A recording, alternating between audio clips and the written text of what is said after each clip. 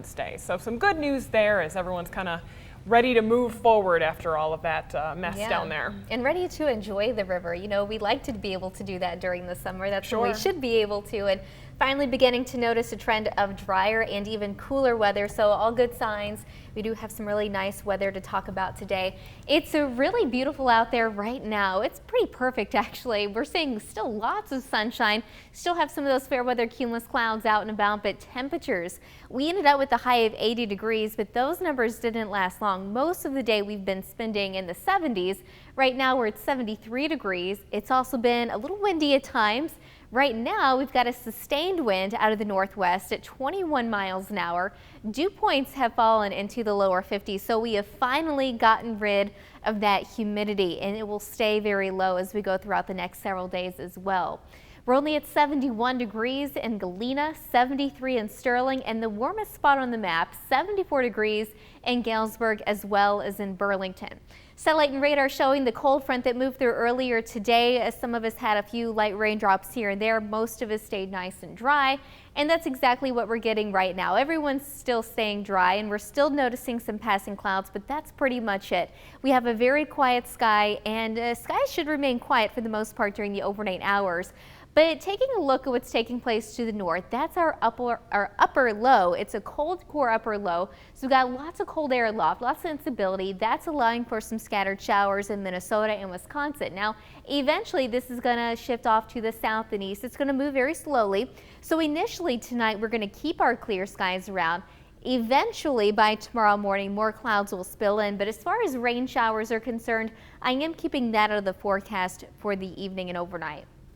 So going to our future track at 6 o'clock, doing a really good job of keeping us under that nice sunshine. Well, as we go through the late night hours, initially, again, we're going to still see very clear skies, but by tomorrow morning, wouldn't be surprised if, especially north of the quantities, we do start out with some cloud cover. So partly sunny as we go through our Tuesday afternoon, because that colder air aloft is going to provide that instability we need. We could potentially see maybe some sprinkles here and there or an isolated shower or two. I do expect most locations will stay dry, but we can't rule out the possibility of an isolated shower, especially later in the afternoon. But again, for the most part, things are going to be nice and quiet. It's going to get even cooler for tomorrow. The temperatures that we have outside right now are pretty much what we're expecting for highs tomorrow. So a really good comparison there. 71 is what we're looking for the high tomorrow in Geneseo, just 70 in Princeton and 72 in Wapello, 72 degrees in Mount Pleasant. North of the quantities, it will be a little bit cooler, not significantly much cooler though. We're looking for a high of just 69 in Galena, 70 in Maquoketa, and 70 tomorrow in Clinton. In the Quad Cities, we're looking for a high of 71 degrees. And keep in mind, you know, our high this time of year should be at 86 degrees, so we are falling well below that. This is not normal for us. Going to our future track at 6 o'clock tomorrow night, we still would possibly have those fair weather cumulus clouds out and about. So not going completely sunny, but by Tuesday night, any clouds or raindrops that we do have in the area will likely fall apart pretty quickly. We're going to wake up to mostly clear skies on Wednesday morning, and temperatures will be pretty cool to start once again. But as we go through Wednesday afternoon, lots of sunshine. It's going to be another beautiful day. Temperatures will still be well below normal, only in the 70s.